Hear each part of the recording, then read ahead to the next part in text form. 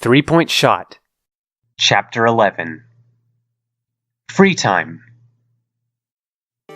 With the tray of breakfast in hand, Kurumi made her way to the third floor and knocked at the red door that consistently remained shut. The door creaked open slightly, and Maki made note of her visitor. Thank you, she acknowledged before taking the tray off the maid's hands. While I have you, I was hoping to ask a favor, Kurumi commented. I don't know whether you've heard, but we've all planned a casino night for tomorrow evening. I don't suppose you'd like to join us. I wouldn't, the caretaker replied, pointedly. Regardless, I felt it best to keep you up to speed. Furthermore, I don't suppose you're hiding any formal attire in there. What? It wouldn't be proper to have a casino night without formal attire, Kurumi explained, but we seem to be lacking in such things. Maki peered back into her own room, as if she were actually checking for something. No. Try Shiragane's old stuff. The door closed shut.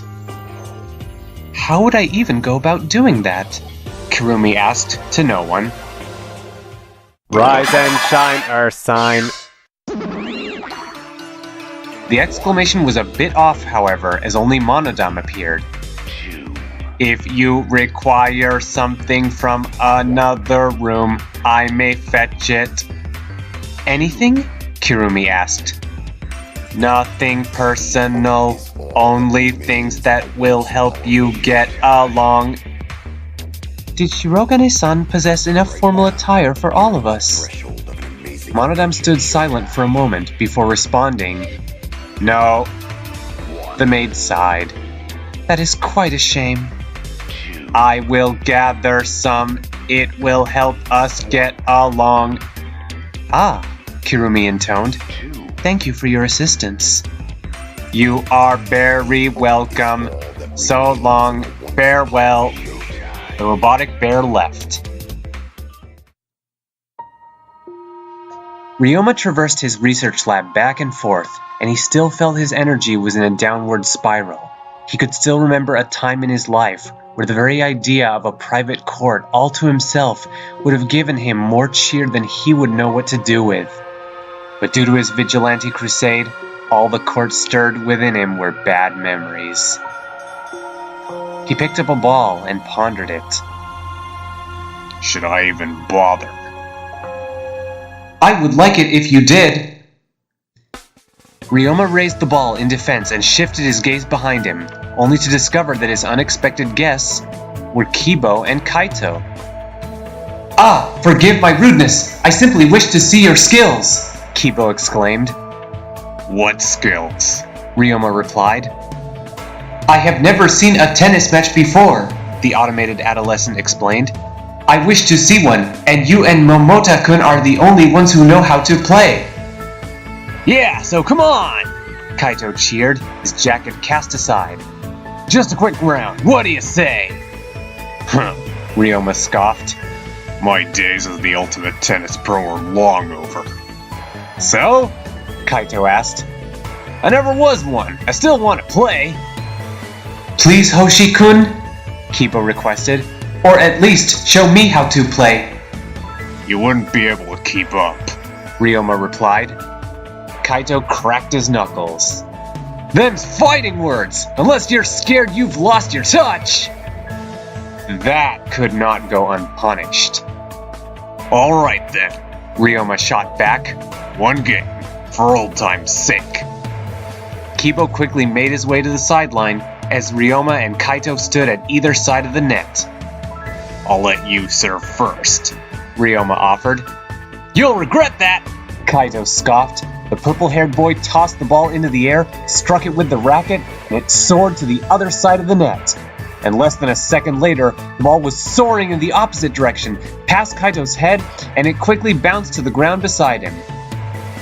15 love, the shorter boy announced. Kaito gulped. I'm in trouble. Korikyo was under the assumption that he would be the only soul brave enough to make a sojourn to the library after the events of the past few days. The image of Shuichi and Miu operating on the card reader behind the hidden door proved this assumption quite wrong. "Might I ask what you two are up to?" the anthropologist inquired. Shuichi was the one to answer. "With the other passage blocked off, we're left with this card reader as our only way to enter the hidden room. As such, I asked Iruma-san to see what she could do. Any luck thus far?" "I wish," Miu scoffed.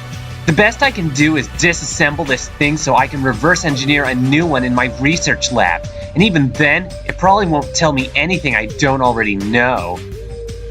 "More's the pity, I suppose," Korikyo replied. "Either way, we have to at least try," Shuichi supplied. Yeah, I get it, Shaihara. You gotta give a girl time, you know. Gotta preheat the oven before you stick it in, am I right? Shuichi tugged at his collar in response. Sure. The two male students found themselves looking over a few books as they left the inventor to her work.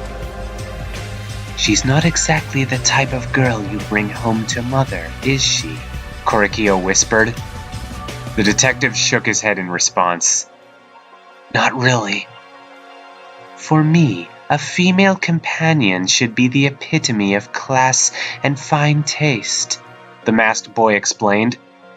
"Though I suppose I have high standards." "I wouldn't have pegged you for a romantic," Shuichi commented. "I am a romantic in the traditional sense of the word. I appreciate shows of refinement and high culture. Not surprising for one who specializes in my field, I suppose. And what of yourself?" "In many of the detective stories I've read, the hero is drawn to a seductive femme fatale." Korikyo lifted a Philip Marlowe book in emphasis. "In that case, Iruma-san may be precisely your type." Shuichi chuckled. "I admire the works of Raymond Chandler, sure, but even if I'm an ultimate detective, I'd consider myself half-boiled on my best day." "A half-boiled detective? Who would have ever heard of such a thing?" "Hey, geniuses, I can still hear you!" The two turned to the busy, busty blonde. "What? I'm not good enough for either of you?" she whimpered. Did I do something wrong?" "There's no good way to answer that question," Korikyo muttered. "Oh," Miu bounced back. "Then am I too beautiful to even think about defiling?" "It's not that," Shuichi defended. "You're certainly attractive, you're just not my type." "Really?" Miu challenged. "'Cause I could have sworn that busty blondes who like to wear pink had you written all over them." Shuichi blushed furiously. "Ah yes, his attraction to Akamatsu-san," Korikyo noted. "I was a fool to forget." That's not... Miu cackled. "Poor Shaihara got all tongue-tied, so now he can't run laps down south." "Are you done with the reader yet?" Shuichi exclaimed, desperate to change the subject. "As much as I can do here," Miu answered. "I'm off to the lab. Try not to stare as I walk out." She made her exit, and Korikyo buried himself in a book. Definitely not, he muttered.